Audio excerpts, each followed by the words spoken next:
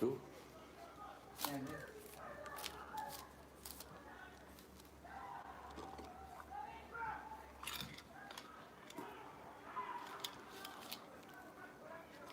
Sounds like a war over there.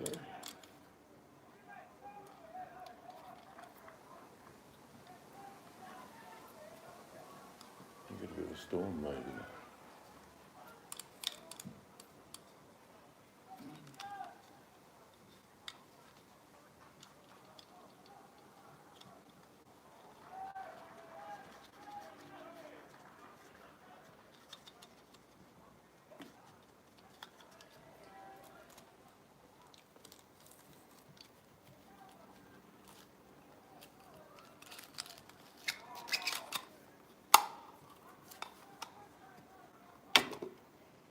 Season's turning.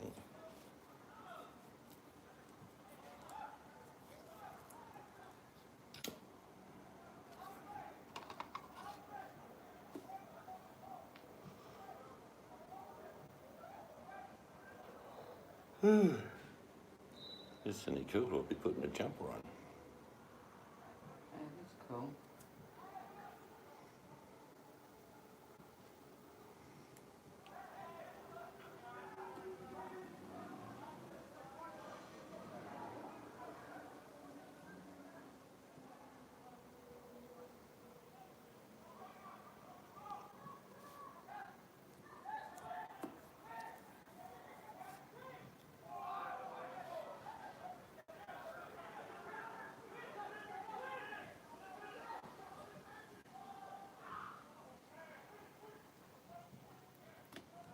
There's a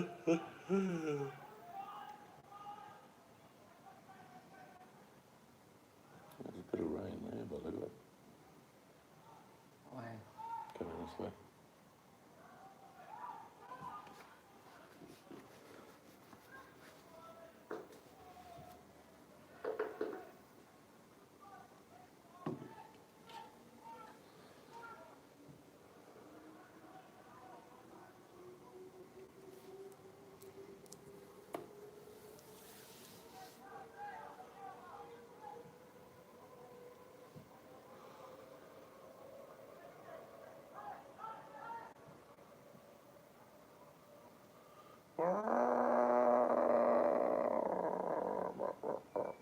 G'day, Rujaks. How are ya?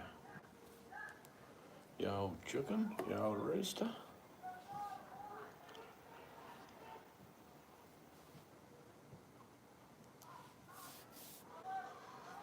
Been busy today. Things you don't see, but we've been busy.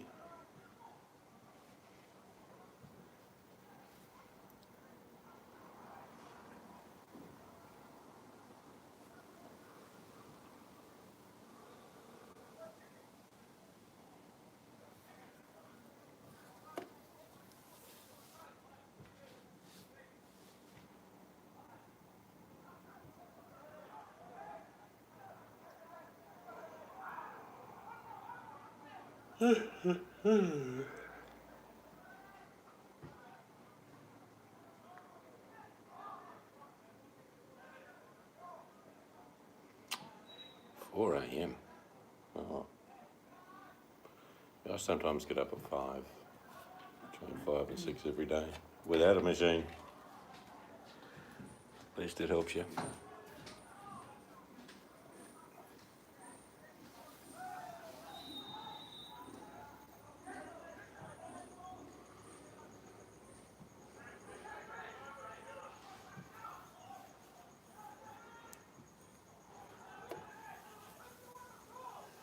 Oh, I don't know what you wrote there because it says message retracted.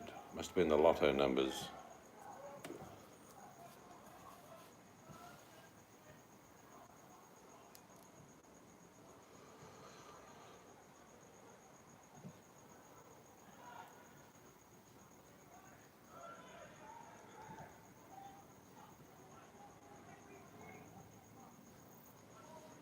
I'll probably get myself. I'll go to bed about 10:30 would be an average, I suppose. But I only need about 5 or 6 hours sleep. And when I wake up, I just can't lie in bed. I'll make a cuppa, Come out in the dark on the back patio. Best time of the day, actually. All the birds start flitting around, making noises. Yeah, no worries, mate, I understand.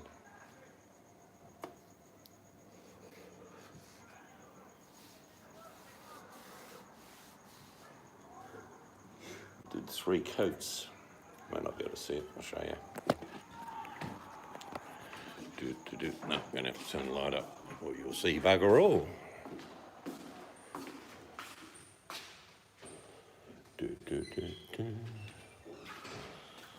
I put some stain on varnish on the inside today, not all of it. These French doors, what I've done, I've stained and varnished a very light coat first of all, and then I've oiled them, because it's not Jarrah, this is Meranti, but when you put a match in, I end up with 3 coats on here. It's nice and smooth, even colour. So it sort of matches the Jarrah beam across the top, which means it matches the Jarrah floor. So like I say, it has, in the end of a build, you sort of, if I sort of spent 8 hours on this today, you'd be going, what did you do? But most people that's done this sort of thing know. So come up pretty good. There's Princess, half asleep. Under here are some skirting boards. But yeah, so you can see the colour match I've got up the very top is actually Jarrah. It's the same as this on the floor, a bit dusty. But then we've matched the colour by just adding oil. There's 3 coats of oil over a coat of stain and varnish. People say, you can't oil over varnish. Yeah, you can. You just sand back until you get a surface. Keep the stain and a bit of the varnish, which means there's the protection for weathering, and then 3 coats of oil. Yeah, it's one of those processes like you put a coat on, you gotta wait, pick up any blemishes, put another coat on, wait, etc., etc. But I only want to do it once, you know what I mean, Rujex? So put in the long yards now, sit back and have a beer in the future and say, oh, that looks good. But lots of little things like the windows. I don't even do any before and after because it's going to be boring for people. They just want to see the after.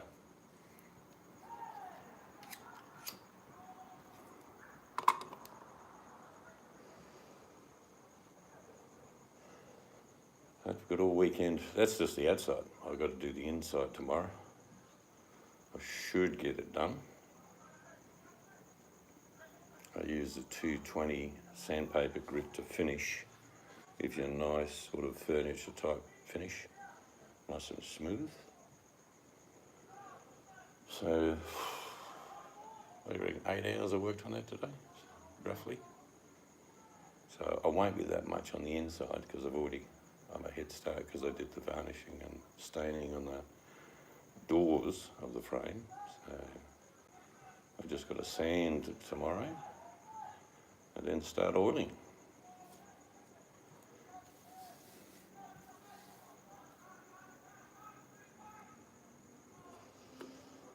It's Sunday, I might have a day off. Who's coming Tuesday, we're putting in the kitchen, or the bones of the kitchen anyway. Have to get someone to come out sometime at the end of the week in regards to the countertop you want to put on there. Said you have someone, didn't you? No, you said you had table first. I got 2 or 3. I just thought you wanted to sticky beat that side of things.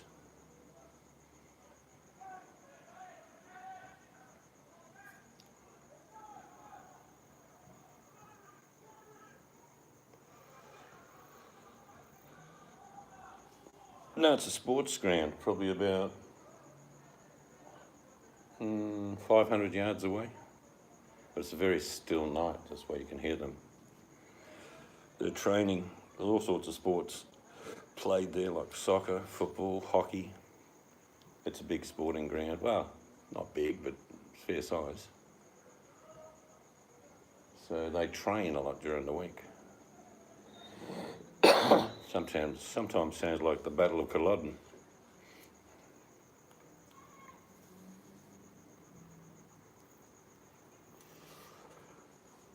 So I wonder what time it is there now. It must be 9 a.m, 9:30. I'm only guessing. Oh no, it could be earlier than that in the morning. I'm saying 7:30. I'm having a guess. There you go.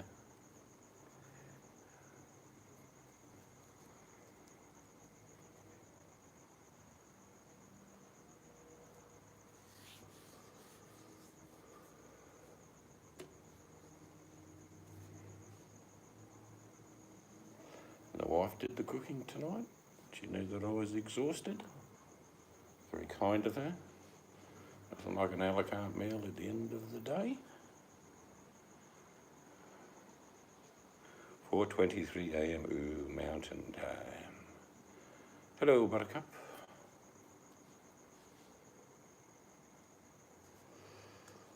I spent 8 hours on the outside of those French doors today. Buttercup. Come up good. I've got to spend another 8 hours on the inside tomorrow.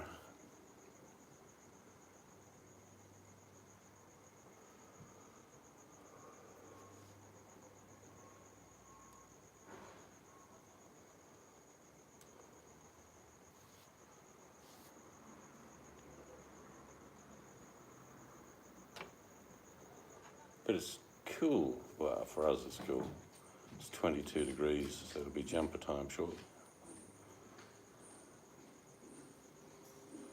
Yeah. Oh, not solid 8 hours work. I had to wait. But I did other things while I was waiting for the oil to dry. So, yeah, I just kept going. And then we got a heap of, you can see that big white sheet in front of us. It's covering some skirting boards we got for the bedrooms. Don't know whether you'd be interested, but I'll show you.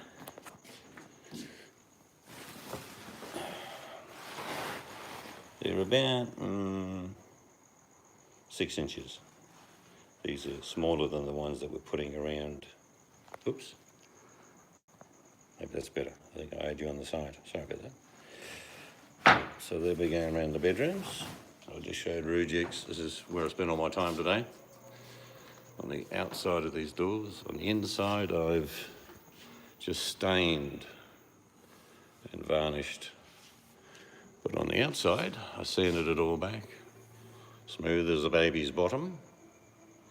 And colour matched with oil, just slowly, 3 coats. Because that's real Jarrah on top. This is Meranti. You remember the whitish colour it was. And then, of course, that all will end up matching the floorboards. So, yeah, that's 8 hours I'm not getting back. But it was good. Just plod, get there. Like I say, Buttercup, when you get here, to appreciate my work, you'll be able to run your hand over my wood and go, yeah, that turned into a treat. Just getting in before you.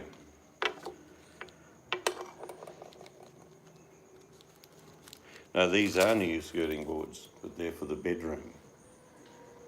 We didn't want extra bigger, because the rooms are smaller, you know, the bedrooms are smaller than the big open area, so proportionally we've dropped the size down from what is 10 inches in the open area to 6 inches in the bedrooms.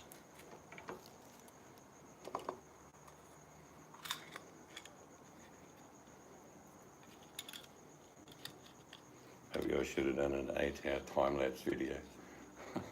Of what? Doing all that. How boring would that be? Oh, that was fun.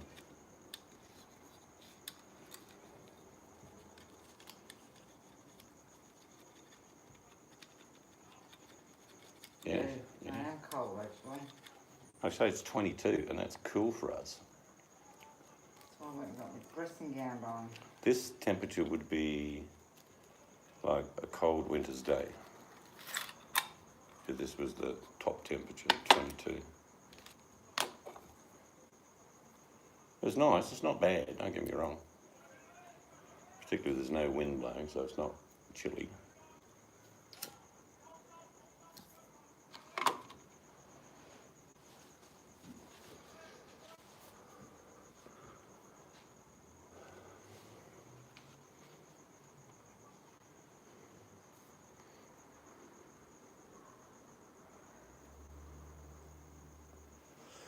Still pretty cold. It must be starting slowly to turn from freezing to frigid where you are.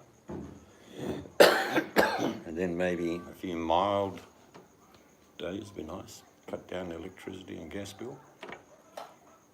Have you got snow, Buttercup?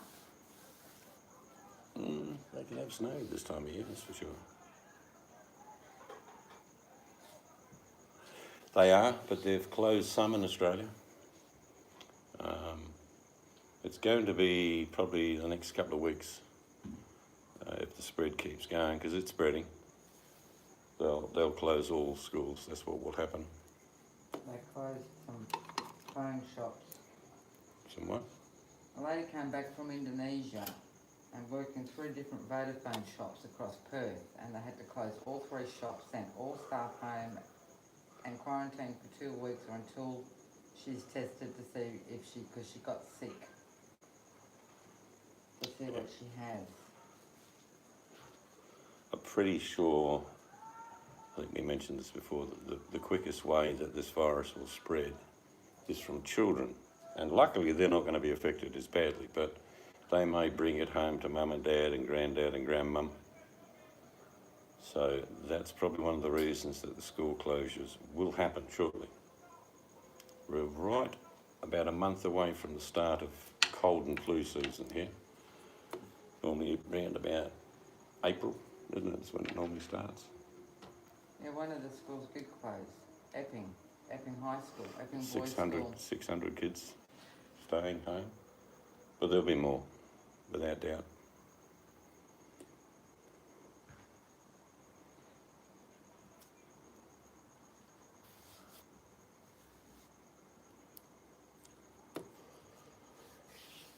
But that's what's got to happen. It's got to happen.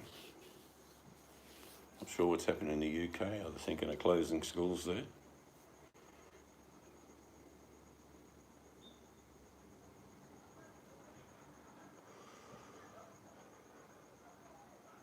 suppose there would be.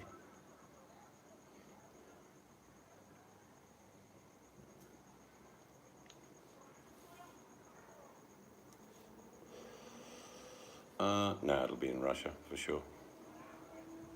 Russia is an enormous country.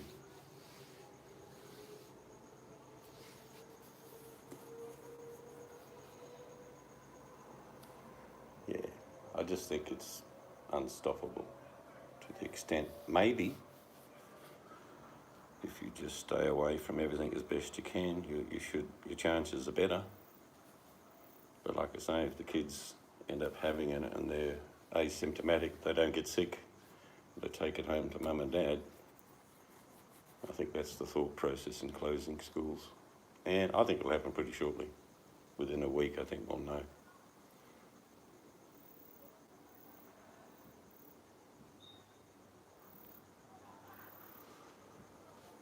Well, it makes sense to me. And they've already warned big sporting events. Australians love their sport, telling you. We've got a big stadium here in Perth and you get 80-odd thousand in there. They're going to be playing games without anyone going to watch it. Otherwise, you can still watch it on television. Be quite weird looking at it. It'd sound like a training session, won't it? No roar of the crowd. Yeah, but it's just the amount of people that go by public transport to the events as well. Yep, there's 80,000 going on public transport to get there, and then 80,000 in the stadium together, and it's pretty packed. Even though we went, it wasn't super packed, but it was plenty of people still, wasn't there?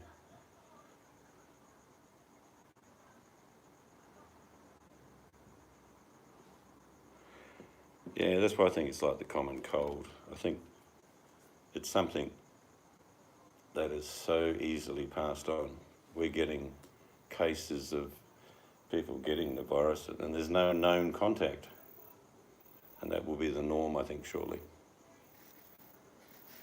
Yeah, but how's that possible? No known contact. It's got Well, to no have been known a as in contact. traceable. Yeah, Hello, Vimek. Because why it's not traceable? Because they don't say where they've been. Because a lot of people reckon that they wouldn't say anything. They would just go quietly Well, and be tested. Regis just knocked it on the head. Maybe someone has visited someone That's right. a couple of weeks ago, then they find out that person has it, and then they've been at work for those 2 weeks. That's what happened with this Then those lady. people at work will say, well, this is human-to-human contact without knowledge. Yeah, asymptomatic. There's lots of diseases where people show no sign of sickness. Some people don't get measles. Well, I remember kids saying they'd never get measles, but their whole household has measles, but they don't. So you know that some people can carry without being infected. Yeah, we're getting a bit of that. A lot of Chinese students want to come to Australia still, and they're being sneaky. They're flying to Britain, and then flying to somewhere like France, and then flying to Frankfurt, and then flying to Australia. BC. So they'll say, well, you know, I've been out of China for a month, and I came from Frankfurt. But I don't think it'll matter shortly where you fly from. Flights here are just, I don't know. We've even noticed it's like only about 25% of normal flights. You read what Vimek wrote? No, sorry, I didn't see Vimek. Hello. Yeah, we were just talking about that. That would be the most common one shortly. You know, you can say, oh, a man came from Iran and 2 people got sick from him. Well, you're not going to know the transmission rate based on who gave what where, because when it's just, we've got cases here, VMAC, where people say, well, I haven't been anywhere. How come I'm sick?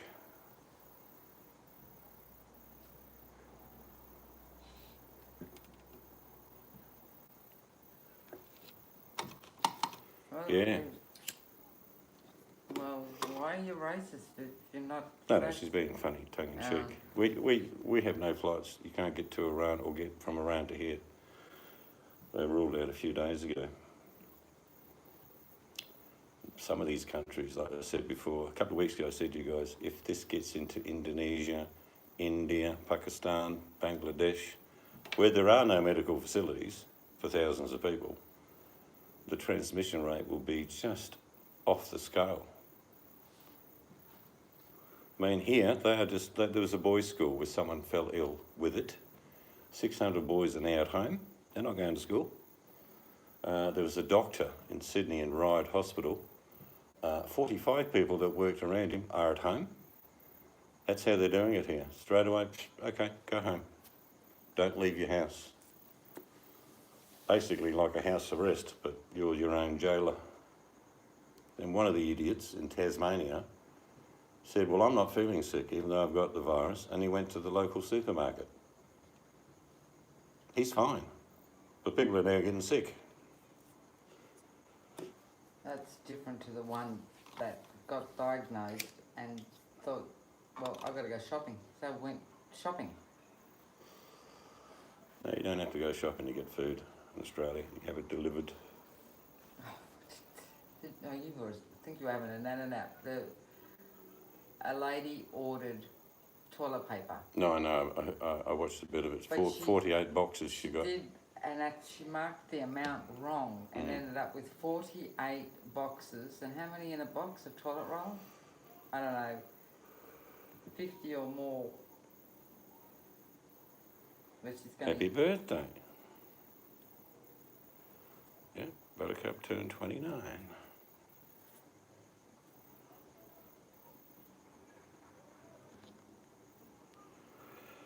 Well, there you go. And that means, let's be honest, how long does it take to get stuff from an infected country by air to the US? I can tell you. 14 hours minimum. That's well within 32.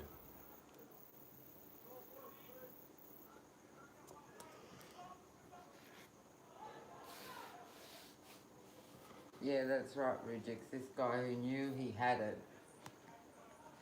And again, it's going to sound racist, but guess what nationality he was? And they can be rude and don't care anyway. He took himself shopping. Well, go on, tell them what nationality. Oh, can I guess? Chinese. Yeah. Actually, the only person to die in our state was an Australian Chinese man. Well, I'd like to say, I keep hearing lots of Chinese Australian are getting sick, Chinese English, Chinese American.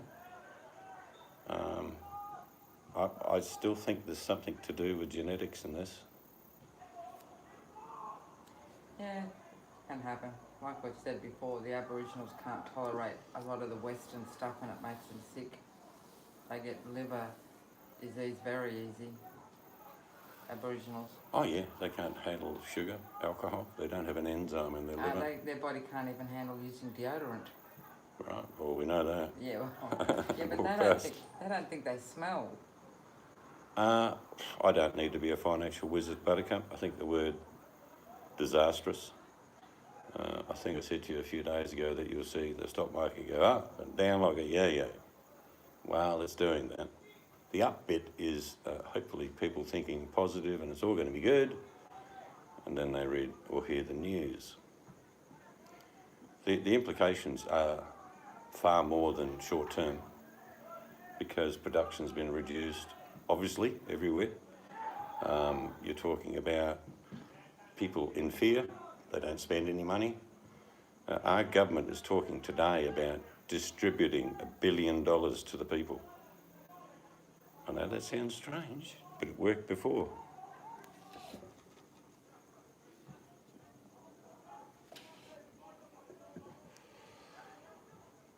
Yes, sounds like a good idea, VMAG. But yeah, the repercussions will be long drawn out. Will people, in 2 months, if they say it's all gone, it's finished, how many people do you think are going to fly to China or Iran Oh, it's going to take ages to or recover. Korea? They'll be like, not sure, we'll give it a miss for a year. We've got people already, I know in the UK there's an airline gone under, mainly European domestic, but it's gone. There'll be more of them. I mean, most companies work on margins, so you're talking about, well, how long can they, because what you can do, you can ask, like if Rujix worked for me as a pilot, so Rujix, can you take annual leave? You go, yeah, I can do that. He knows it's better for him in the long run, but then if this drags on, I'll be sort of calling Rujix and say, thank you for taking your holidays during this time of trouble, but you haven't got a job anymore if it gets that bad. So things are on margins. Companies can cut back, they can close certain parts of their business, but there does come a point when it's no longer viable.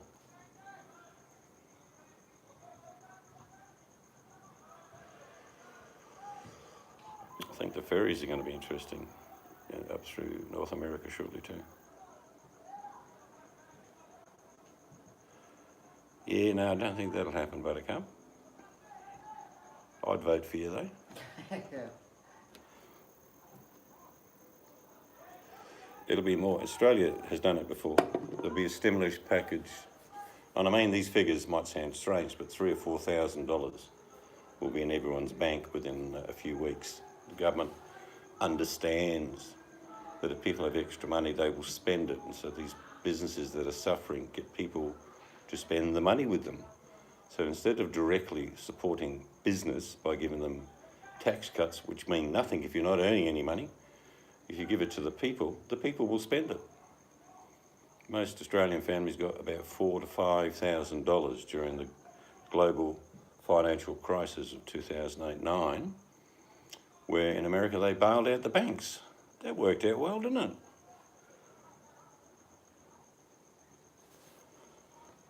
Yeah, I don't think it's anything other than these stupid, evil pricks developing viruses for different war methods. I've no doubt. Well, people are spending more than they have in a long time because everybody's buying the shops out. So Yeah, but that's short term. It's short term, but still. Everything constricts during the recessions, and the world will go into recession. definitely. You're not going to have 2 quarters go by now. Well, it just makes sense, Rujix, because economics said, well, we can stimulate business, we can give them tax cuts, but if people aren't spending any money at these businesses, it doesn't mean a damn thing. You can't get a tax cut on zero profit. So it boosted the economy. Australia's not been in recession for 25 years. So, but we're not going to get past this one. I don't think it'll cost that much. I think the world will realise that there won't be a cost, because the cost of not vaccinating people outweighs the cost of charging them. That's my theory. Well, they're allowed tonight. You got any? Or do you want me to go and get some? Yeah. There'll be some unscrupulous people in countries that do that, I have no doubt, but common sense says that if you can stop the beast, it means people can go back to work. Productivity, GDP. Charging someone 60 grand they haven't got is pointless. I mean, how many people in the US are going to say, yeah, 60 grand seems fair? Yeah, I know what you mean, Dave, but it's not feasible. I mean, even people in fairly good jobs, if you said, have you got to spare 60? They go, no, I haven't. So maybe 1% of the world can have the vaccine. Problem with viruses, and they all do it, even though it's what they call a micro-mutation, it will mutate. So unless you get nearly everyone fixed, the ones that get the vaccine for what they had is not going to be any good when the mutation comes through. Yeah, no, there's just going to be no one in the US that can afford 60k.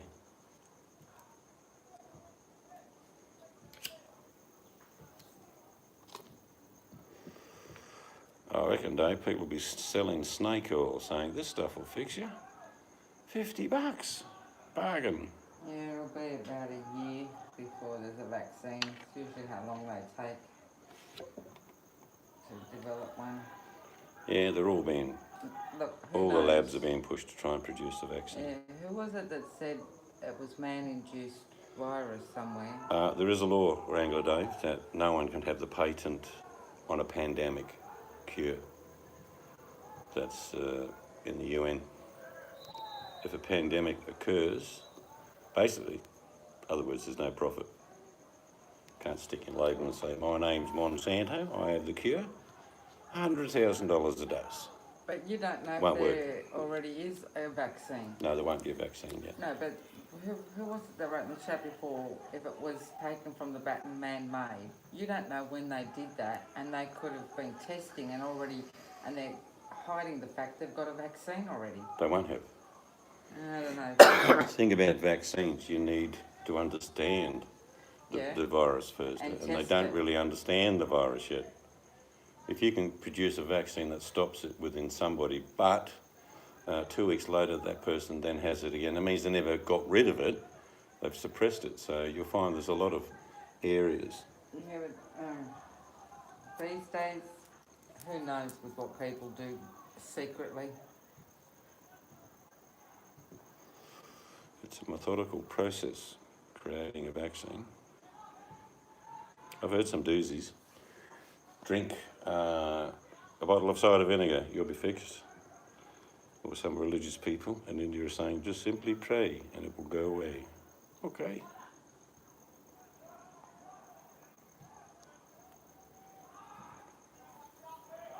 Sounds like a fair deal. Work hard, have a beer.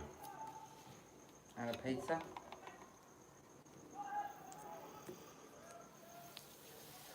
Irregardless, like I say, the economic impact is inevitable. I haven't looked at the markets today, but I don't think it'll be good. Certain news comes out, like the Fed drops rates by 0.5%, which is enormous. There's not much else to drop. In the end, the Fed will be giving money away because you can't, like I say, it doesn't make any sense. Dropping interest rates doesn't actually, is not a stimulus.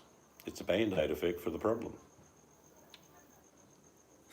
Buttercup. That's not going to work. Anyway, I pray to my chocolate. we'll do what we have to do, peoples. We'll soldier on and do what we have to do.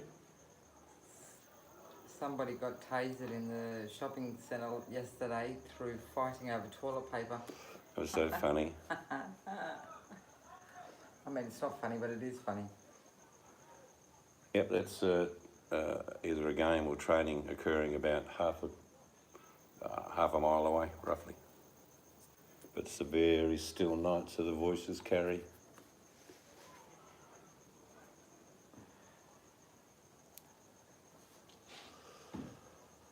We've already seen in Australia a frenzy of people trying to turn their stock market money into real estate.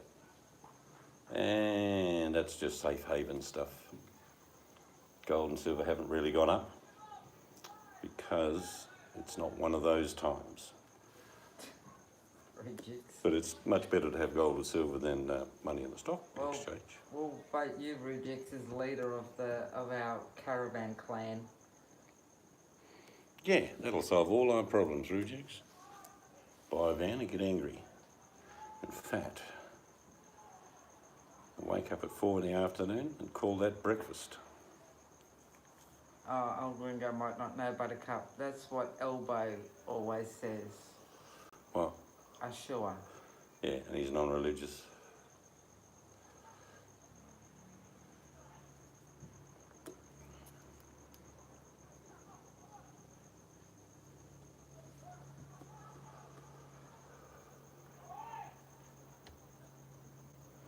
I don't think it would be the ribs she'd elbow you, old Ringo.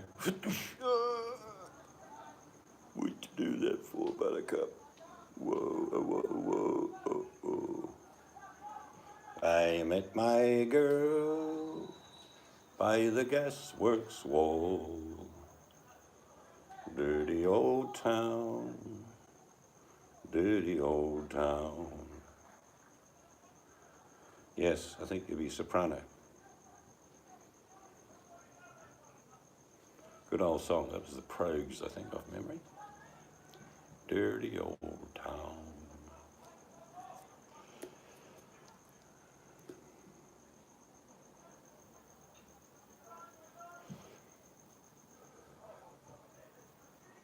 Tony Soprano.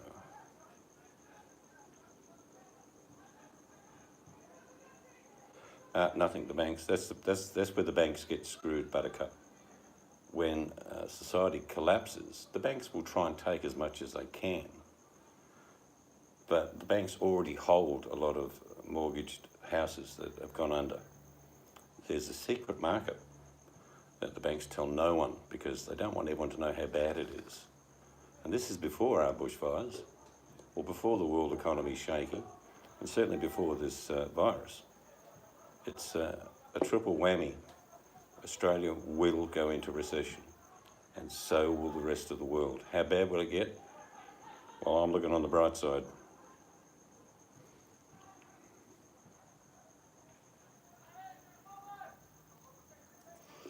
It's akin to thinking for just one moment that the world went through a meteor shower. I'm only throwing this up as entertainment, by the way. But for about 36 hours, the planet rotated and these meteors hit the Earth. No real damage, just impacted. And upon those meteors was a virus that's now everywhere. But let's hope it's like War of the Worlds, guys, because in the end we know what happened. Planet Earth fought back. Yep.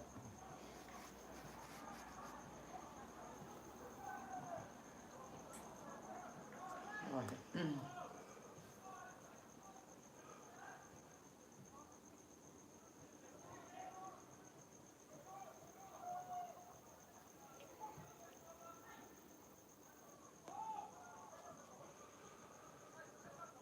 Yeah, it's normally about 20 to 1 day, but that's how it works.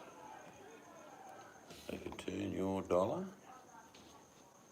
into 20 overnight, like Right. magic. Buttercup, surely they can't throw everybody out of their homes, but I suppose they try. No, I mean, if the economy collapses so badly that everyone loses their home, banks won't exist. The first thing that will go under, and this is always my happy moment in the really bad recession come depression, the first ones that go under are the banks.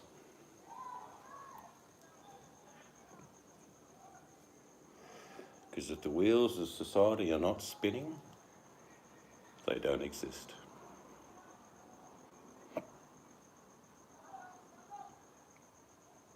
Maybe this will build a resilience in people that they've never had before.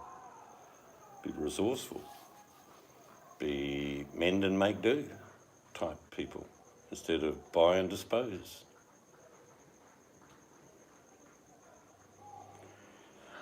Pay property tax, state, value of the house at probably one of what I had to pay for it. Yep.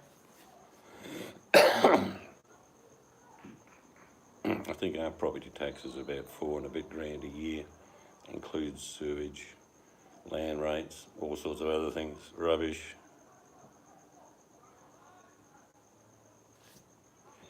No, it's called consolidation, Buttercup. It means another big bank swallows up the small banks that have gone under, and they get a lot of stuff for free, like customers who owe them money. And then what happens is that they reorganise maybe your mortgage to make it a bit easier for an interim period, 1-2 years. That's what greedy big banks do. They don't mind you bleeding, but they don't want you to die. Banks don't want people to die, metaphorically. Bleeding is okay. Some of you remember the bank, well, Lehman Brothers went under, but you're talking about other banks. I think in America there was 280 smaller banks that got swallowed in the GFC, and same all around the world. But who survived? The big greedy bastards. They survived.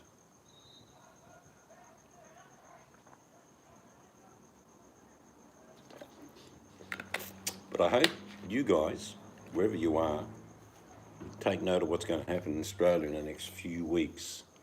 Our government is going to give us $3,000 or $4,000 each. It will just appear in our bank accounts. It's quite incredible.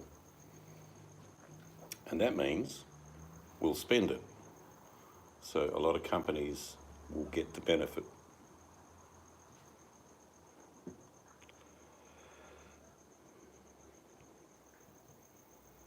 Beauty. Mining claims here are $99 for 99 years, Dave. I know what you're talking about.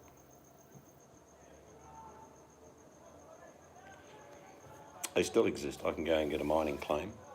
I just have to build living quarters. They don't have to have all the whistles and bells. It can be like a 12 by 8 foot shed with an outside toilet and rainwater tank. And they'll go, yep. And they'll say, what are you doing here? You say, mining. And I say, we haven't done much mining. You say, I'm just thinking about it. I'm planning. Nothing they can do. So it's a 99-year lease for $99.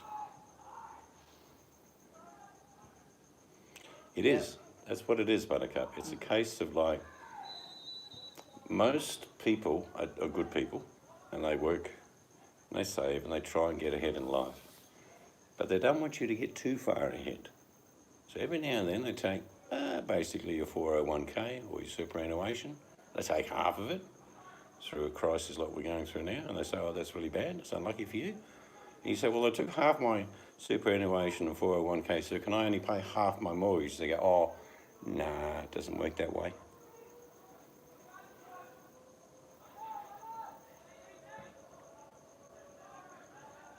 But we don't know. Like I say, without doubt, the world will go into recession. And that's not always a bad thing. A bit of cleansing takes place. A bit of the cream at the top gets taken away, which is good. And when people don't have much now, you take a little bit more away from them, or they've only just lost a little bit more. But if you're incredibly wealthy and they take half of what you have, that's a bit different.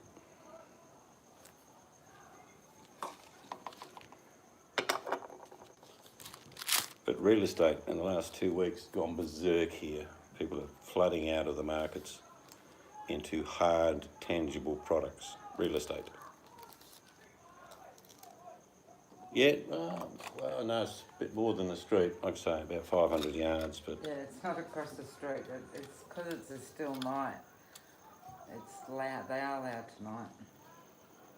actually what it is the training facility for Boit drama people. Listen carefully. Yelling, screaming, the odd fight. Hear that? Boit training ground for drama people.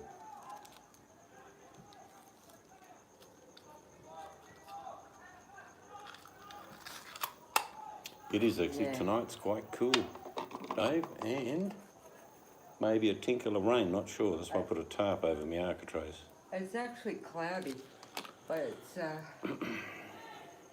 no wind and it is cool.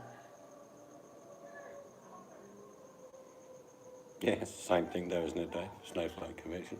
I've built a couple of RVs in my time. Enjoyed it. Yeah, definitely. Stealth one just looked like a big old Econovan. But it had solar panels on the roof. You couldn't see. All DC fridges, DC lighting. Just a little pop-out gas stove. You wouldn't even know. And I deliberately built it to sell it. And nice bed in the back. It was a good bed in the back of that thing, wasn't it? Yeah. Queen size. It doesn't take, if you just want to get an old van and have a van that you can rock and roll, here I could still buy one for a couple of grand. Yeah, I'd have to fix it up a little bit mechanically, but it'd be okay. And to fit out a van, to be comfortable, is not a big deal.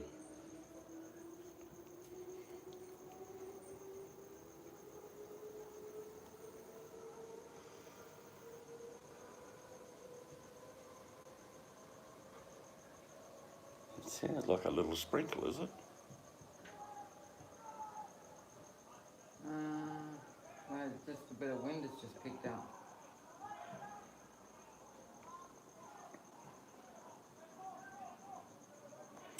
Yeah, tricky time of year, isn't it, Dave? You've got seedlings going away and they're outside. Well, they can be gone by morning. But a greenhouse, always a good thing. Nah, it's probably Australian rules footy, but there's several grounds over there. But there could be soccer, all sorts of things. Hockey, I think it's footy though. yeah. In a normal game of Australian rules, like in Perth, there's 2 big grounds, but you get 80,000 people go every weekend. And in Melbourne, it could be 100,000 people. Australians love their sport. The races, we can have 100,000 people at the horse races.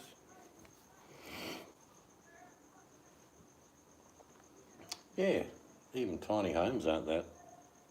Well, depends if you're just going to buy one, but if you're going to make one, they're not that expensive to make. Football. Australian rules football, AFL. You probably need to Google it. It's a lot easier to explain. But yeah, good fast-paced game. No padding. They break each other's bones often. And the crowd loves it. It's a bit like the Coliseum.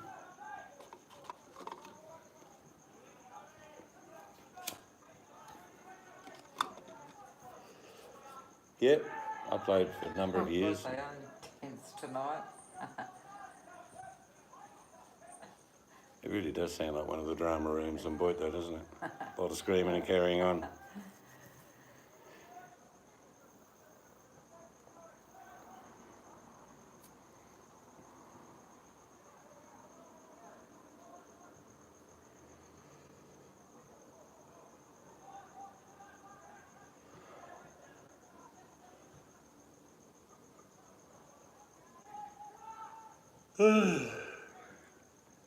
I is tired from working.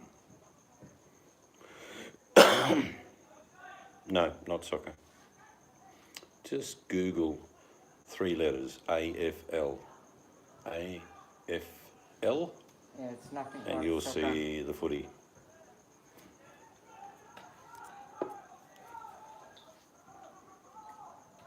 The ball is oval, not round.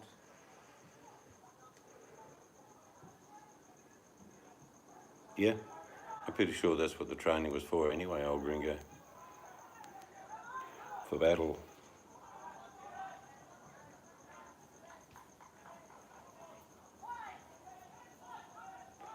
Australian rules football. We've even got a very strong female Australian rules football.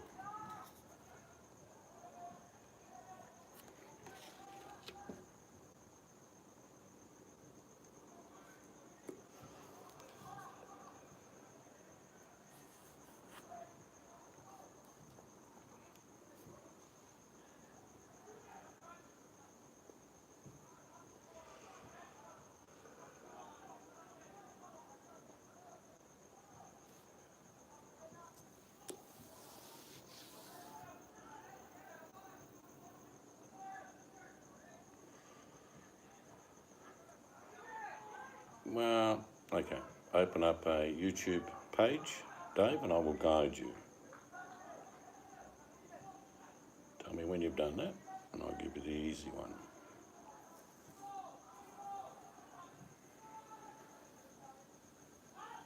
Yes, that's what it's like, Buttercup, actually. Fairly full on. Right, Dave, I'm pretty sure you got it up now. Or did you just give him a link, did you? Yeah. There you go. Click on that one. There you Dave. go. The wife just put a link in for you, Dave. Made it easier.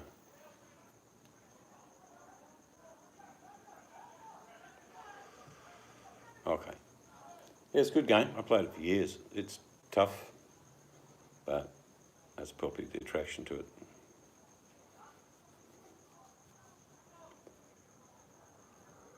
And we tend to have a few fights, disagreements.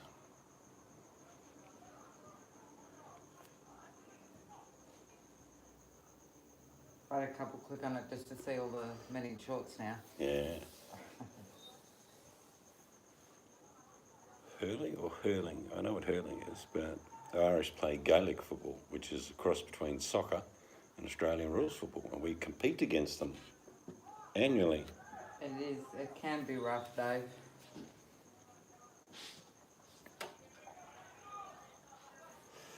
We had a big American guy play for one of the big teams in Melbourne, and he went to training, and then there's people shirt fronting and, you know, knocking each over, and he said, "When do we get to put the pads on?"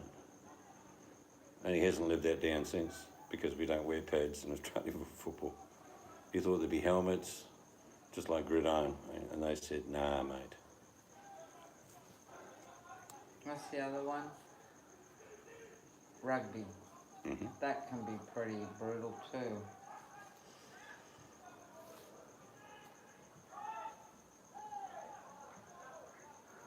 Yeah, no pads. Shorts, tights, football, ballet. Equal opportunity gal. Well, you're probably not going to see me in a tutu, Buttercup.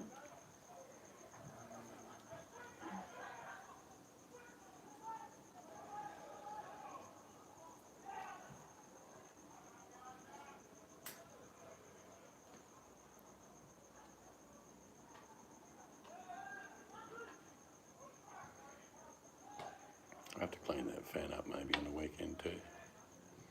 Been doing a lot of work, isn't it?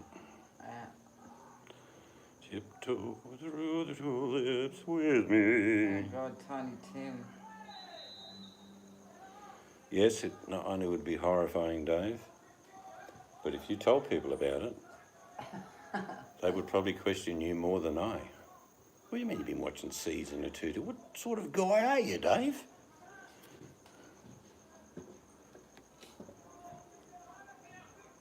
Yes, that's right. Well, they're certainly long, Buttercup. That's all the sport he played. Yes? Well, I mean, you know, can't deny the fact you saw his legs.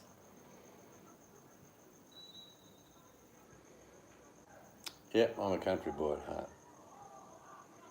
I go to the city occasionally, but it's not a highlight of my life, but there are things that need to get done sometimes. Like we bought those phones recently. I just realised that's funny what she said. Your legs are dream catchers. As in spiders.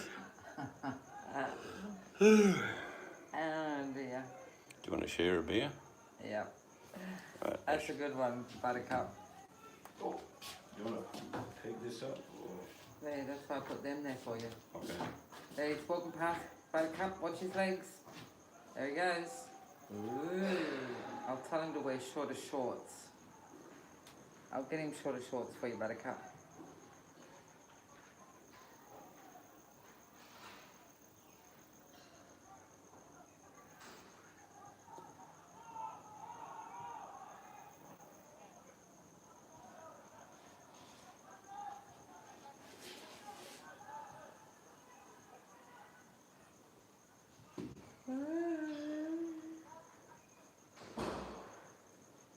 Get ready, Buttercup. He's going to walk back out.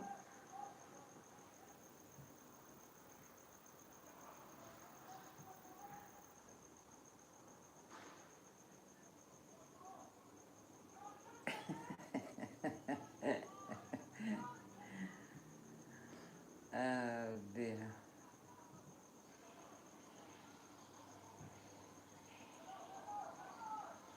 I don't know if I've heard that song.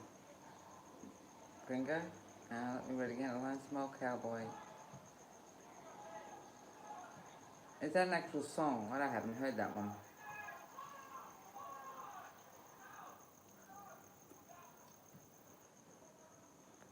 Waiting. Don't want you. In a sec, Buttercup. Patience. Patience. But you'll only get to see his knees. His shorts are a bit long.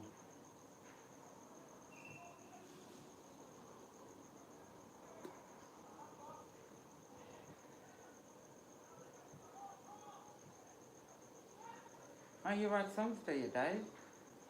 I've looked at stuff on your channel, never noticed. Come on, Dave, write Buttercup and I a song. And Chuck V, Mac and Mel in there as well. Yeah, there you go, Buttercup. Ready?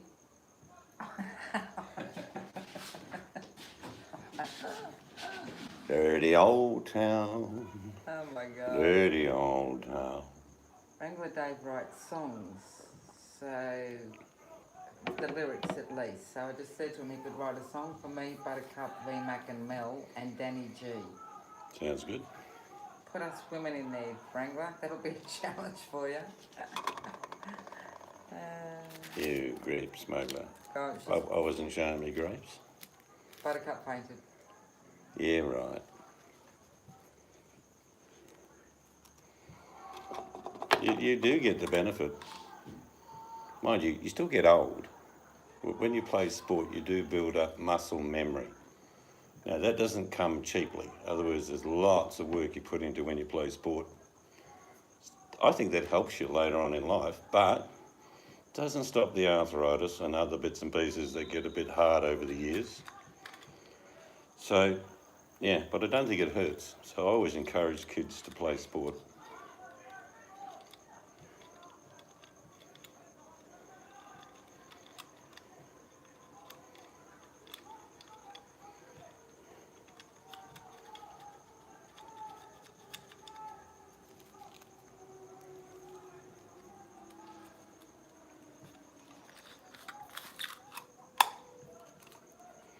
I used to have horses. I used to love riding horses. Yeah, my horse used to wait for the ice cream man. He should get a free ice cream. Probably wasn't the best thing to give a horse, but she loved it. She lived till she was... Okay, get seeds of kilt. Yeah, I said that the other night, Buttercup. I should have made him dress up in one in Edinburgh, I think it was. They had a place you could go to and have a photo taken all dressed up.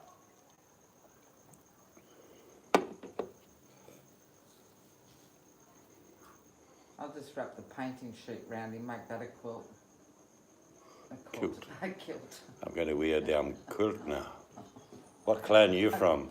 I'm from the Nancys, the McNancys. Oh God, I talk as well as I type.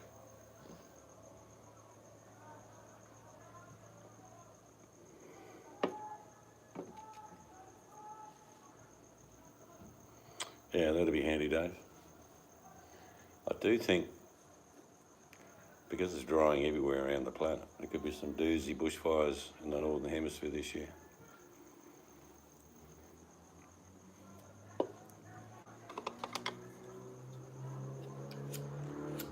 Mac seeds, yeah. Kilclan tartan. It'll be the Mac seeds tartan. Mac seeds quilt.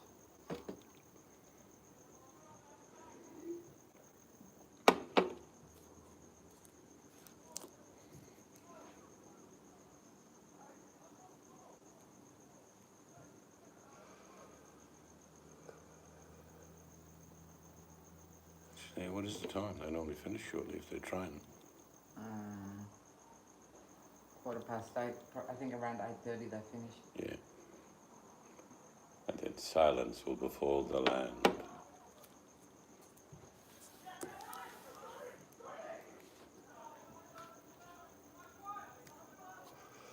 Well, there's nothing you can do about that, Wrangler. Your ears what yours. No, never hate your heritage. Be proud of your heritage. Just what people did before you doesn't mean Yeah? you're the same. I'm German.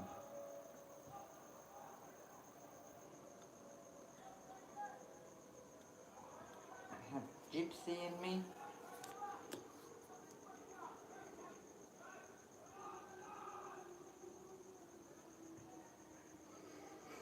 Haven't seen Mel tonight. She must be cooking. And she's probably cooking.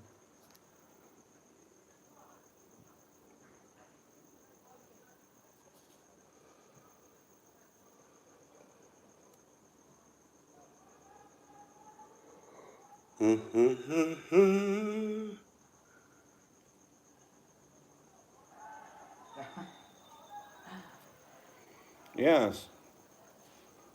Yes, the Windsors, yes. Actually, we're not the rightful heirs, but we took it anyway. Yes.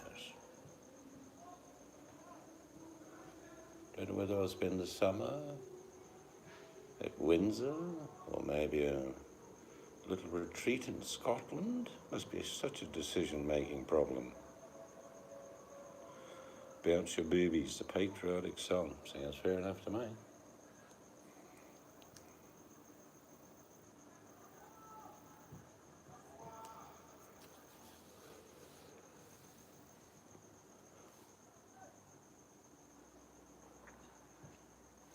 We've got royalty in our blood somewhere, but no, they didn't leave us anything. So what, they weren't that royal. Yeah, different. I don't know, somewhere way back. Apparently there was a castle in our family, but I don't know whatever happened to that. Or when. I do know people years ago in Australia who had an uncle and aunt who had an estate, and they left it to them. They got there, and it was a magnificent old estate, like 20 bedrooms and things like that. There was a $2.6 million or pound bill waiting for them Yeah, for restorations that hadn't been paid for. yeah, but it had been done. So all they did, they signed over the house to them, and then they signed over the house to a liquidator, and ended up with nothing. Yeah. They weren't held culpable because they were heirs of the property.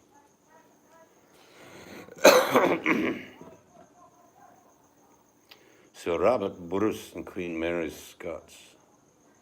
Oh, that's interesting, Wrangler. Famous castle in Angus.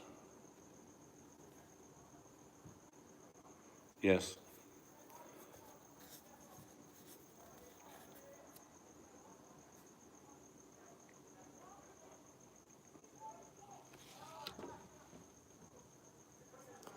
We didn't go to that castle.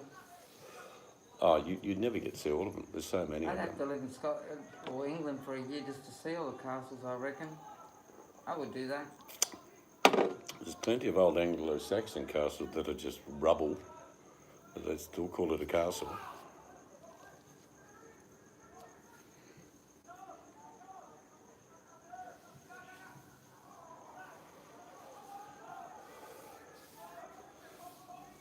Yes, you're a Yank.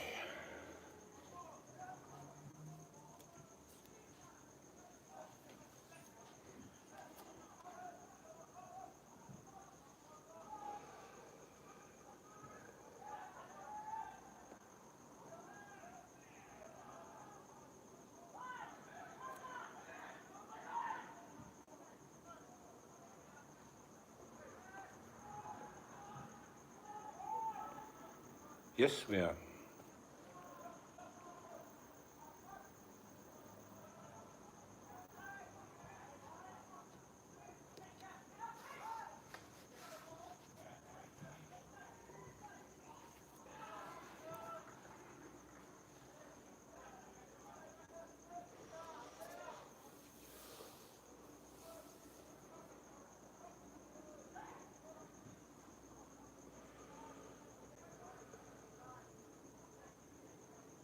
Yeah.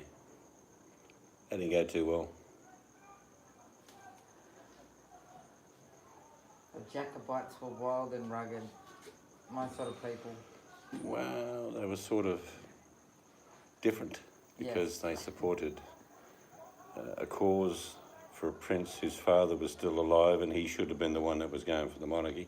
Yeah, but I didn't look at it. My name's as Bonnie that Prince side of it. Charles. Yeah, so I wear funny clothing and I want you to bow. Destroyed, in fact, whole clans, Dave. The English were very much on the revenge track for many years after the Jacobite Rising was crushed. They hunted people down and families. I'm pretty sure Bonnie Prince Charles would have been perfect with a list. He was a dainty thing. Yes. Someone described him as an insect-like character with a funny wig on. Not really worth fighting. Imagine all these big burly Scotsmen. Right, who are we fighting this war for? Here he is. Hello, my name's Bonnie Prince Charles. You'll be working for me. What the fuck is that?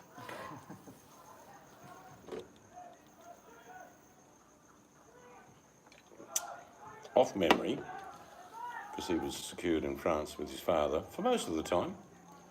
But I'm pretty sure Bonnie Prince Charles died at the Vatican. Someone can Google that for me, see if I'm correct. Just came to my mind from one of my files in my brain, because that's where he couldn't leave.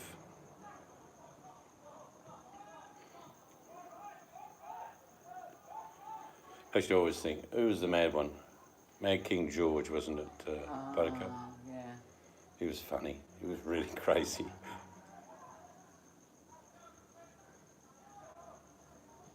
George the Fourth, I think he was.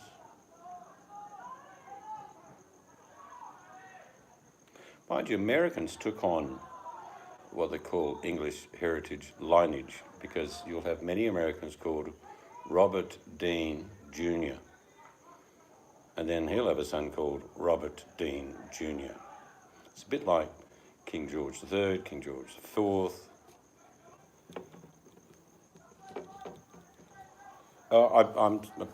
My memory doesn't clarify, but just the fourth came to mind, King George IV. He was the mad king. Just ridiculous things he would ask for.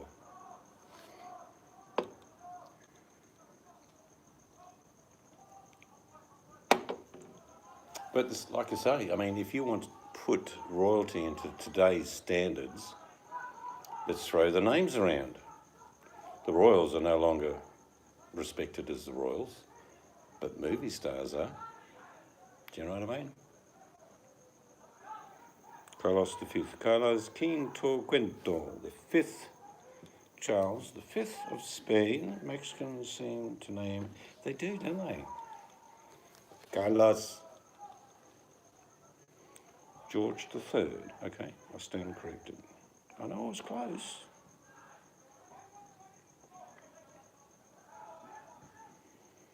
My family came to US via Canada. Well, definitely English then. And French. There were a few uprisings in Canada. I'm always surprised there wasn't a major battle because no quarter was given between the French and the English. Scottish. Yep. See, now I'm getting lost already with all these because there's Apparently, so many, Buttercup, apparently. Yeah, so many names repeated. So King Carlos Of is Spain. Spanish, but what he was saying was a lot of Mexicans use Carlos. Yeah, but so you're saying that King Carlos apparently is the father of Prince William. No, I think Buttercup said something slightly different. King Carlos of Spain, Is the current re- one.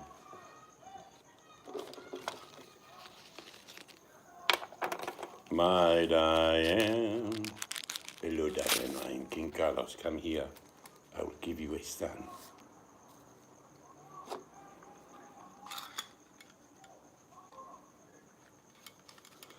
Mind you, the royals seem to have afflictions because most royals in the House of Windsor and many others tend to go bald at about the age of 30 or even less.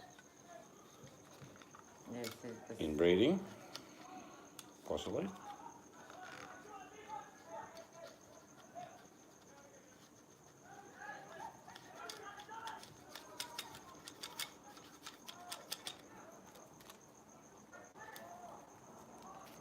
Yep.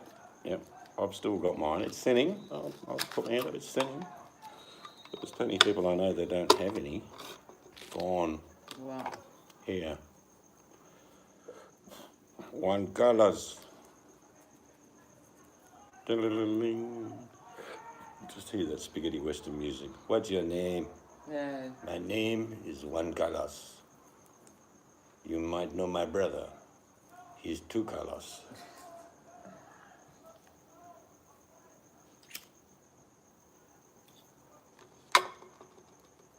well, I'll have to Google him now because I never have heard that actually. The royal families, of course, probably peaked, as in power, wealth, in the 17th century. And all around the globe, most of them were related. They'd marry off a daughter to someone else, and then a brother to someone else. And in those days, a lot of people, 17th, 18th century, would indeed speak up to 6 to 8 languages, not because they wanted to learn them. They had to learn them.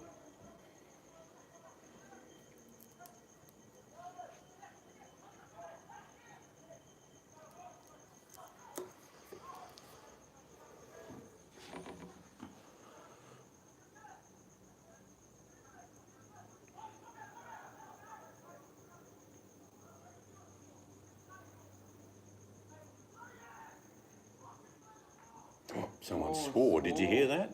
That, Give me the ball. That's it. Your wife's throne will be taken down. Yep, it certainly was. World War I. I don't like him shooting. Okay, start a war. Really? Yeah, okay.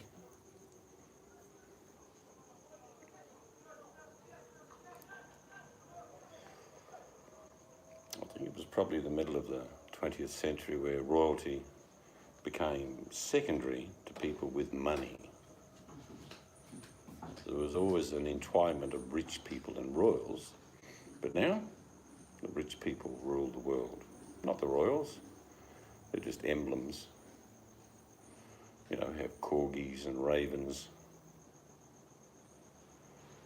Yes, we live in a mad world for sure, Buttercup, but we do not deserve another planet to stuff up like we've done with this one.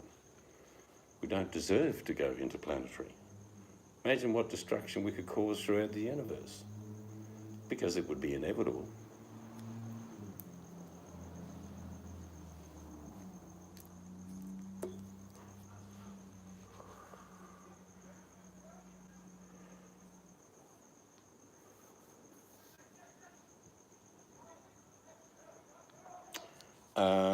Yes, I would be protected from the fall of the economy because I'm smart, not because I'm extremely wealthy, because I can do stuff for myself and will continue to do so until I fall off the perch. Queen Sophia of Greece.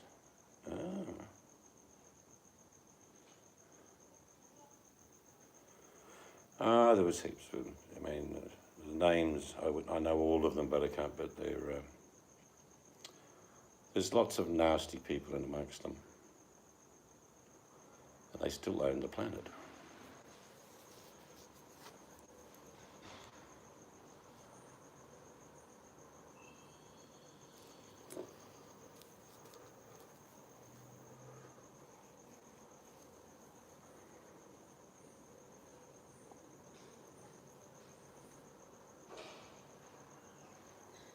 Yep, Dave, if I could get nothing from the shop tomorrow, I would hunt for protein, no problem at all. And I would grow food like I have done for 50 years, so I'd be fine. My diet would be limited by my resources, but that's okay. I come from a time when I was a boy where it was limited resources anyway. You know, meals are pretty basic, nutritious to the extent you still survived, but you wouldn't see a Michelin star and only the food I had as a child. So I can get by. But there's lots of people that just couldn't because they don't know. Like I say, this may be a good thing in one way. It might build resilience in people to no longer purchase and throw away, as in to mend and make do. It's not such a bad thing.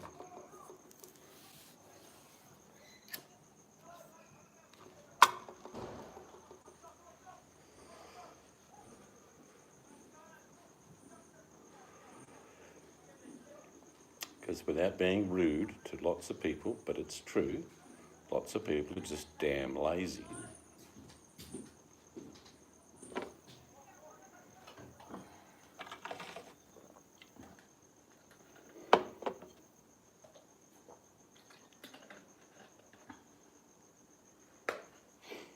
Yeah, you don't even have to plough, Dave. I mean, you can actually just keep putting compost or whatever you like on your garden and just keep planting in amongst it. Yeah, you get a few weeds, but they'll just be pulled out and put on top. Pumpkin seeds are the best because it'll give you a great deal of food in a little seed. Potatoes, if they became scarce and you have one bag crop, you no longer have potatoes. Pumpkins, however, the seeds will last thousands of years. It is the perfect seed amongst seeds, like grains, can last thousands of years. But potatoes, yeah, pretty limited with potatoes. See, my whole country is an island, so there's always the ocean for us. Plenty of crayfish, plenty of pigs, plenty of goats, and of course, if the economy tanked, 65 million sheep. And kangaroos, I haven't even mentioned the kangaroos. So we're not going to be short of a feed, though you'd have to adjust and adapt. Water is the big problem in Australia.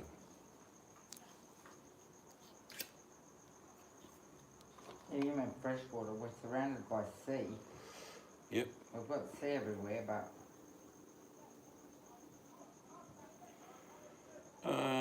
A lot of people don't know how to fish anymore, old gringo. Some will. And if you think about resources being limited, well, you and I wouldn't go down to the river, the lake or the ocean and catch 100 fish because that would be silly. How are we going to store them? We can only dry so many, but we would fish seasonally. There's certain times of the year that different species are abundant, but it changes.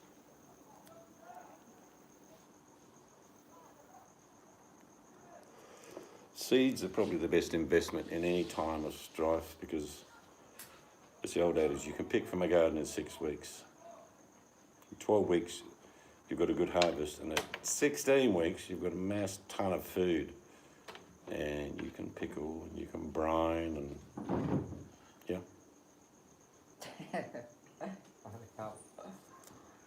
well, that's what we used to do. We've just put it on hold for a while. The growing's not hard. Just get your medium and soil right. It's like a cake. A garden's just like a cake. If you get the base of the cake ingredients right, well, it'll turn out pretty good. If you do nothing and don't put any natural fertilisers, compost or anything into the soil, well, you get weirdly looking things. A bad gardener will still eat, Buffering. but not well. Oh, stop. So we're all going to move to Wrangler's place. Wrangler Day was his name. Da, da, da, da, da, da. Yeah, Buttercup would be out in the field picking potatoes. Yep. So I'll be cooking, of course. I ain't cleaning. Dave will be on the veranda with a big whip, making sure everyone does their damn job. Yep.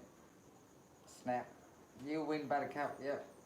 We're all moving to Wrangler's place.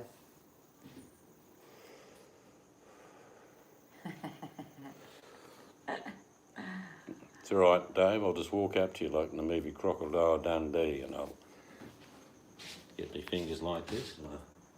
And Yep, over and goes guard duty. See, we're all set, Wrangler. We've all got our places.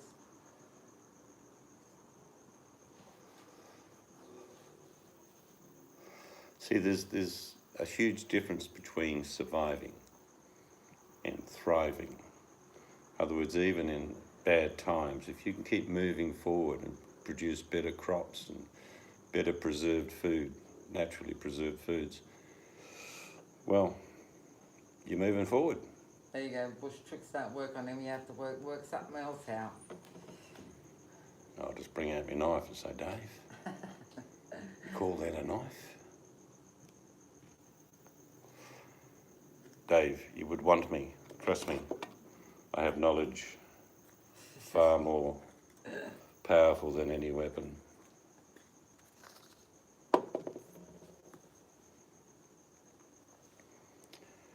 Garlic's good.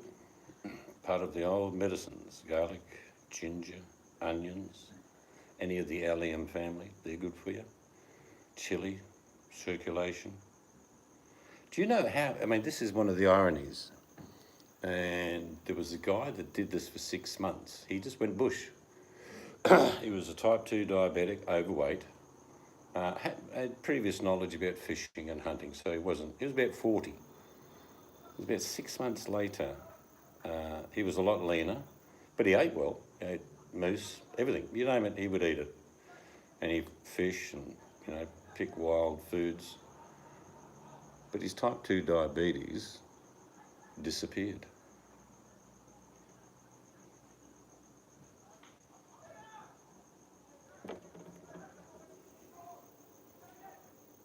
Ooh. Well, if you're going to be like that, Dave, I'm not even bother going to your place. I'll meet you down the road. Anthropologists say categorically that a small village of between 30 and 40 people is ideal, because in those areas of 30 to 40 people there are many skill sets. There are people that are good at certain things.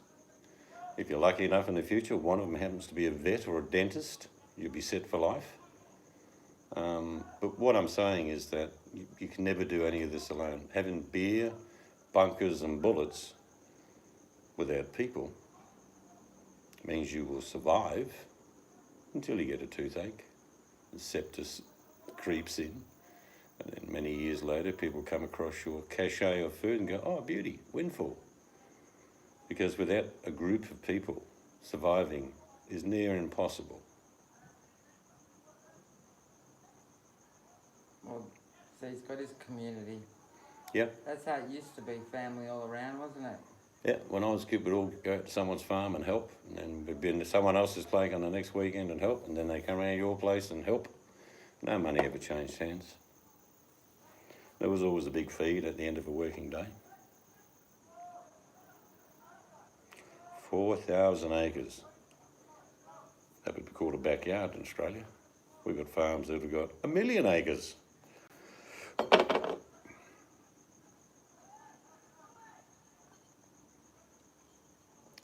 There's the mods drop north, you can drive for 3 hours and you're still within the same farm. Or stations, they call them when they're Yeah. that big.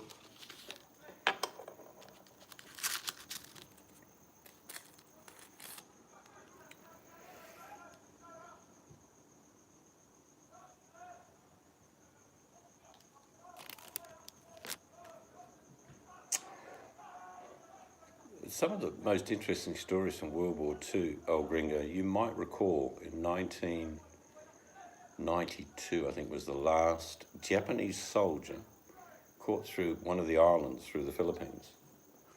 He still thought the war was going on. There were two of them, like 75 or 80 years old, lived off the land. They stood the test of time following orders. They didn't know the war had ended. They didn't know about Nagasaki or Hiroshima. It took a bit of convincing to tell them it had ended a long time ago. Yeah, when it's a big property, we say a station. When it's smaller, we say farm. We don't use the word ranch out here. No one uses ranch. We say station or farm. We don't even have ranch salad, we call it mayonnaise.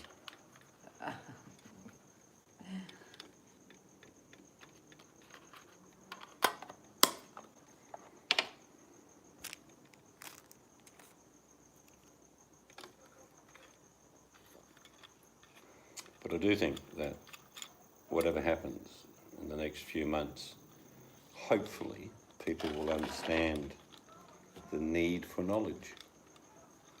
Even if it's only in a small way, it'll be a good thing. Things don't just appear in your fridge. Water from your tap is provided to you. But there's a lot of things that could happen that would change all of that.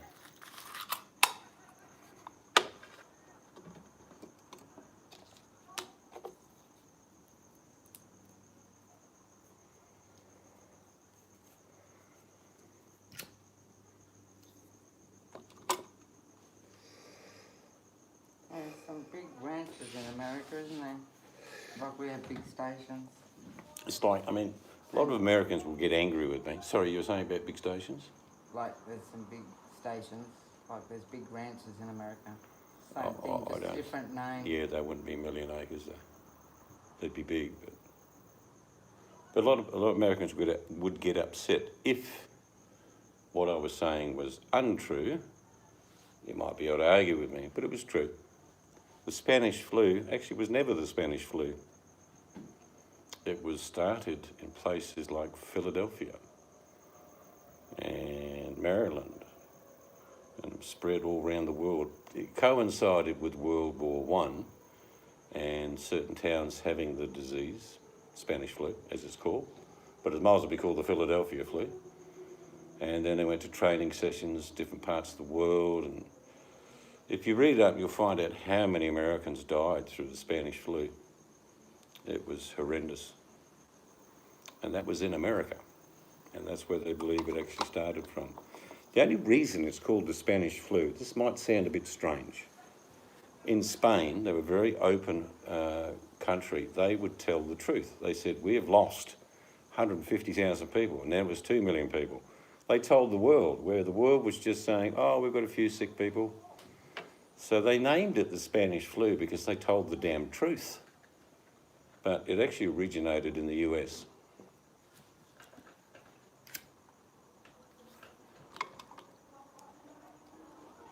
Well, And that went on to kill 50 to 100 million people. there's been lots of different things. The plague. Well, yeah, I mean, did it start in China? Is it a lab bug? Was it implanted by someone? Was it dropped over the city of Wuhan by a mysterious plane? I think the country that, like I say, worries the world more than anywhere is Iran, because it's in the hub of that part of the world.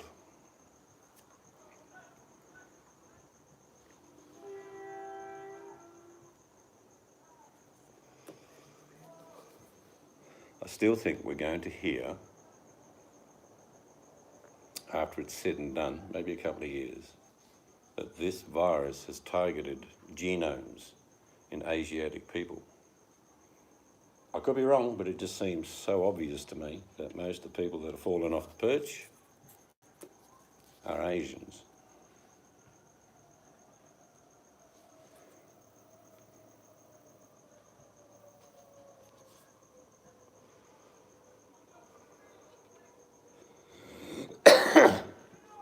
There are plenty of viruses that, give an example, birds, pigs, rats, bats, they've got all different viruses. It's when they cross an ability to be hosted by the human species, then we have a huge issue. So it's not as if there are only 7 coronaviruses in a group. Used to be 6, but now there's 7. But the crossover from animals to human means that it could happen again. Well, animals get eaten, don't they?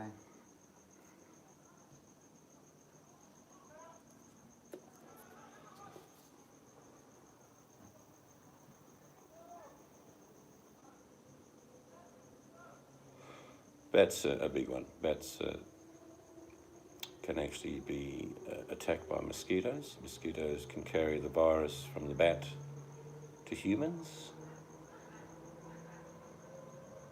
I mean, the biggest killer as far as disease goes, and has been for a long time, is malaria or dengue fever or many other names it's given.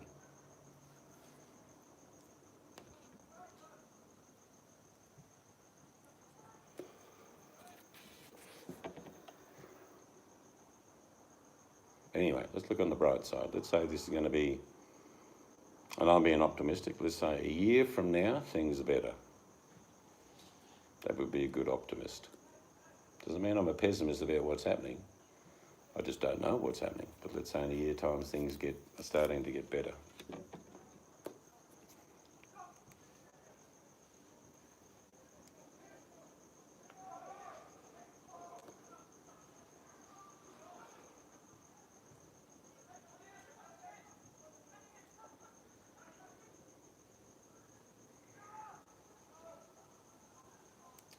I actually like that law, what they call in America the grandfathered law.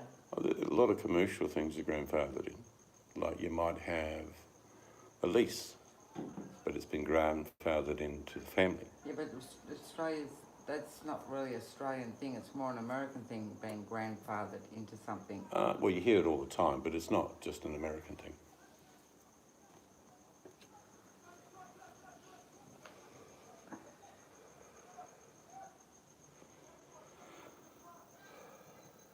If I had a weapon to defend myself, and there's a person who is threatening my life or my family, I would only need 1 bullet.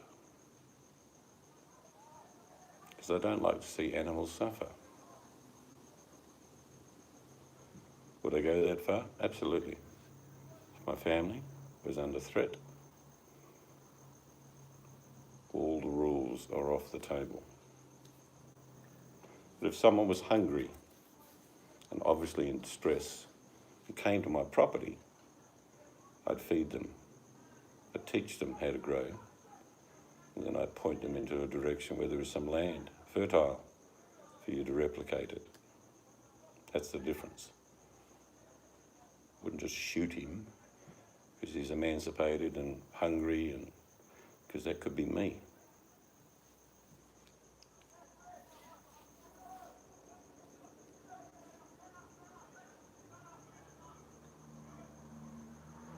They're playing over today.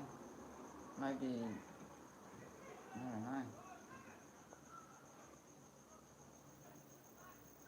No, I don't think I want to watch that channel then, Buttercup. No thanks.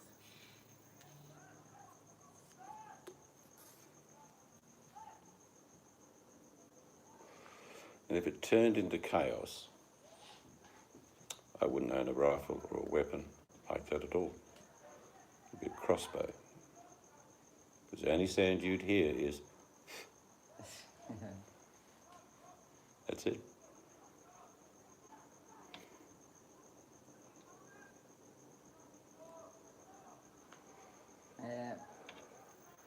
Yes, old gringo, that is the reference in the Star Wars movies.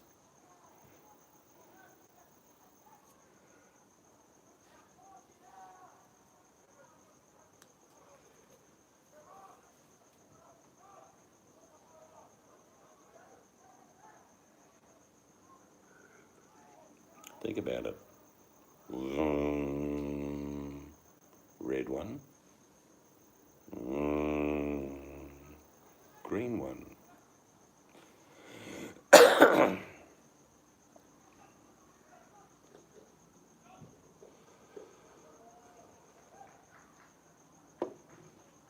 Actually, it was funny in our shopping the other day, we got soap that we didn't even order. I didn't need any. I've got hand soap and bacterial soap, or whatever you want to call it, all through the house, in every bathroom, laundry. When the kitchen's done, I have one in there. It was just funny that we got soap. Yeah. In fact, Gringo, you talk about Star Wars, and I'm not a big fan of Star Wars, by the way, but the connotations of referencing, like stormtroopers, and even Darth Vader's helmet. So you start thinking, oh yeah, I get it. Let's see what they're doing with this. And then you realise they're referencing the inhumanity to man. But they put it into a sci-fi movie, which means the writer had a lot of thought.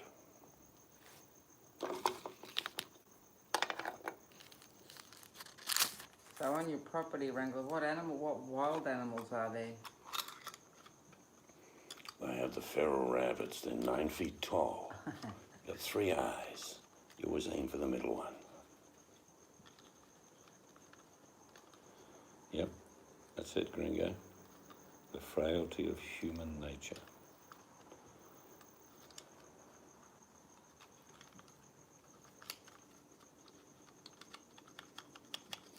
Jackalopes.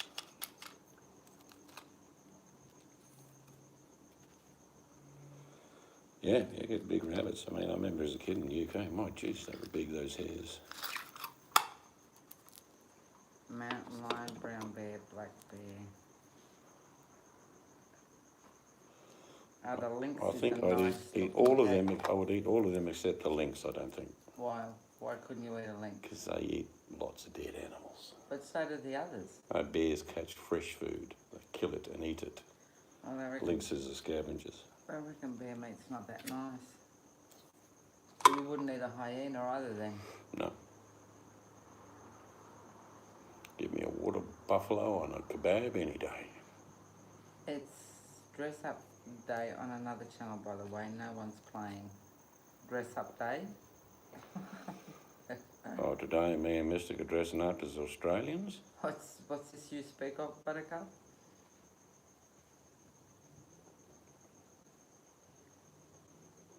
That would have been interesting, old Gringo.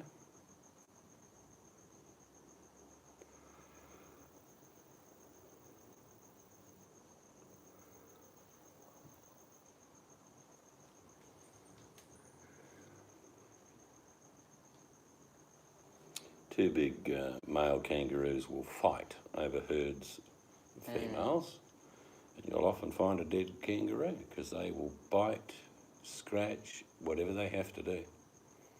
And unfortunately, what happens is one of them ends up dying. But that's normal in the animal kingdom.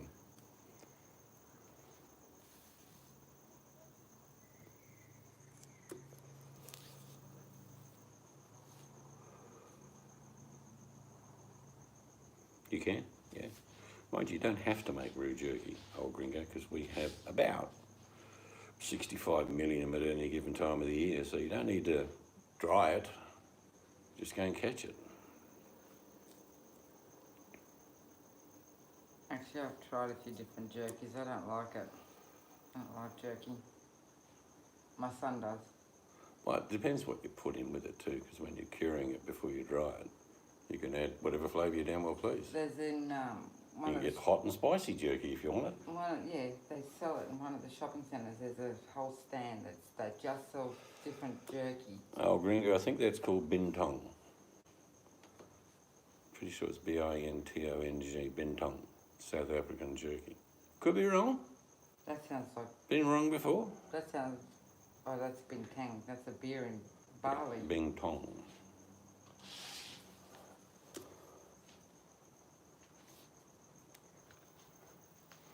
biltong, there you go. Only wild animals around Buttercup are the over 60s of the bingo. Don't worry about the badgers Yeah, but or the Buttercup, feral squirrels. These old bingo ladies will take you down. Buttercup saves hedgehogs. Hedgehogs matter.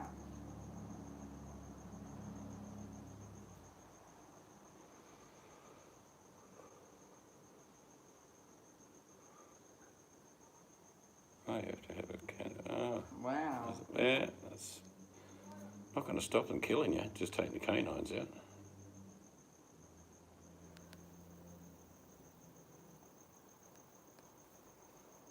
Oh, okay. I'm pretty sure the one I had, Buttercup's chewy. It's not as hard as some of the other ones that you'll get jerky.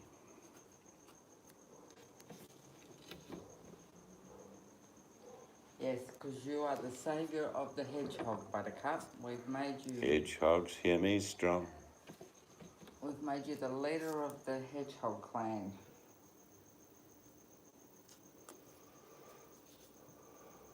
Well, I mean, most large cats don't kill with their canine teeth. Certainly helps the process, but if they get hold of your throat, that's it. Canines or not. They usually suffocate their prey, putting their mouth over whatever they try to kill, isn't it? So it suffocates. Yep, but it makes it hard them to tear their meat without the canines in there.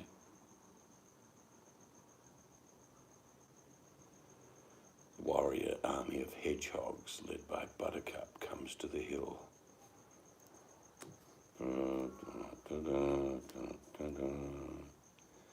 Dressed like Xena warrior, Buttercup stands aloft and goes up and down on the horse in front of her troops, very large hedgehogs. It says these famous words: "Will you lie in your bed in 20 years from now, hedgehogs, and give up the opportunity to fight the wombats today? You may die, some of you may live." This is Buttercup in her Xena warrior outfit Oh, on the okay, horse. well, she's saving the hedgehogs. Or you can do it for freedom.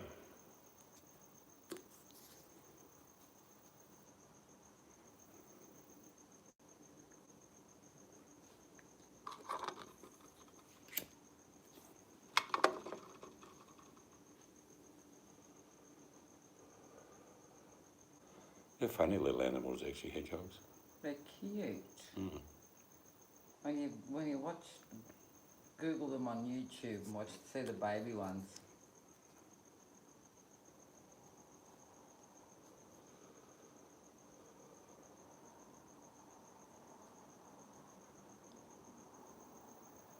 We just had sausages and beans on toast tonight. Yeah, the way I've cooked Texan tonight. Yep. I wasn't really hungry, but I knew you wanted something. And I'll you probably- don't like it if I don't eat. Well, I was just too tired to cook anything. Well, I've been working in the mine all day.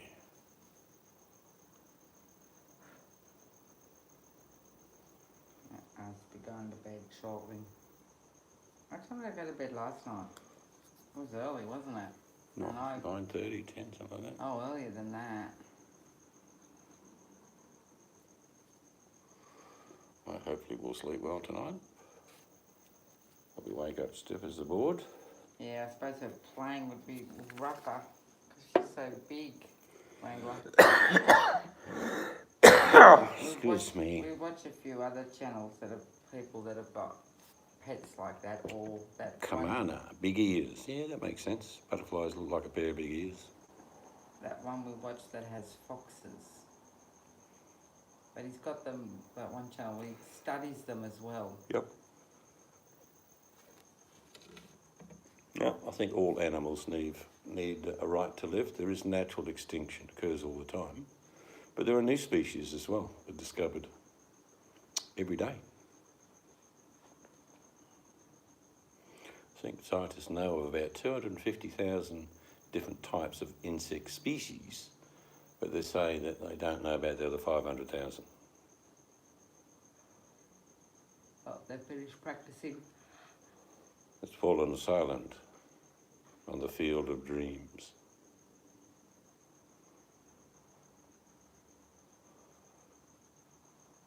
Well, we're still waiting for old Gringo to give us Indian names. I'll get Bigfoot for sure. Yeah, old Gringo, we all need Indian names. Don't forget Danny and Mel as well. And be nice. Danny's already called you Bigfoot, but that's not an Indian name. No, she's just being funny. Sasquatch. Sounds like an expensive watch.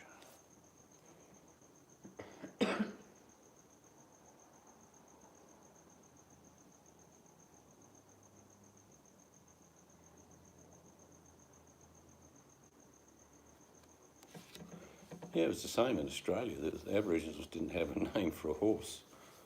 They probably feared the horse first more than the white man. Because they know what men look like, even though they're white, not black like they are. But the horse confused the hell out of them. It's 9 p.m. here, Wrangler. There were no donkeys. There was nothing like that in Australia. So now there are millions of wild donkeys and camels and horses, and brumbies, which are short, stocky horses. Oh, they're nice. I like Brumbies. They bite a lot. Palominos. I like them.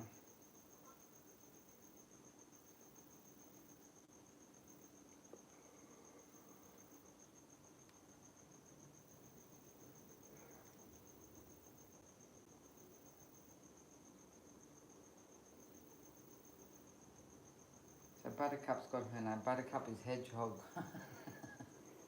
That's your Indian name, Buttercup. You got Buttercup that we christened you, and then Butty that I christened you as well, and now Hedgehog.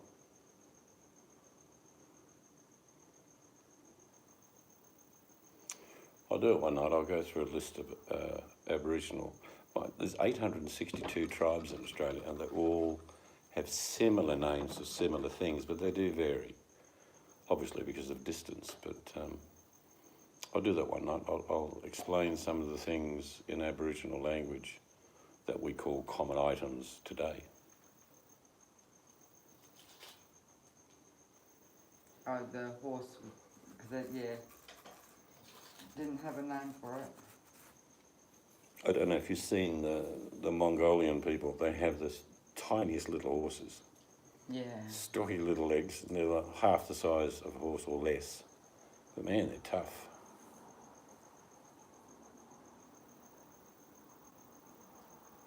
Yeah, some of the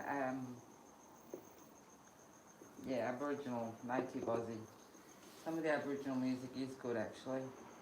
Yep. Their history is done by song. That's how they carried it for thousands of years. Stories are in the songs. No different than Native American Indians. The story survives because the song survives.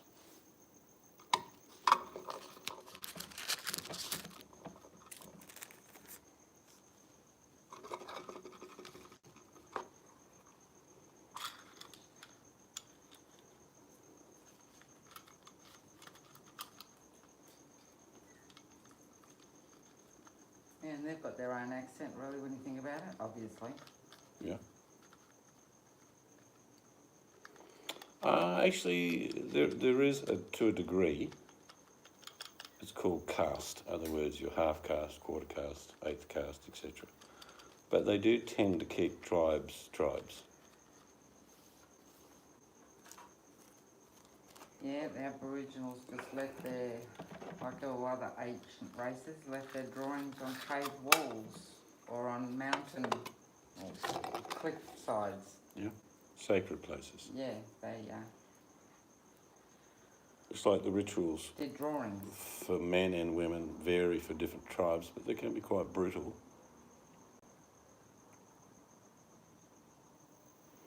Let me out, I need to pee. Oops, no, I changed my mind, I need to poop. Little babies. And we are going to say goodnight to you all as well. Yes. Nice to catch up with you. Always have good combos.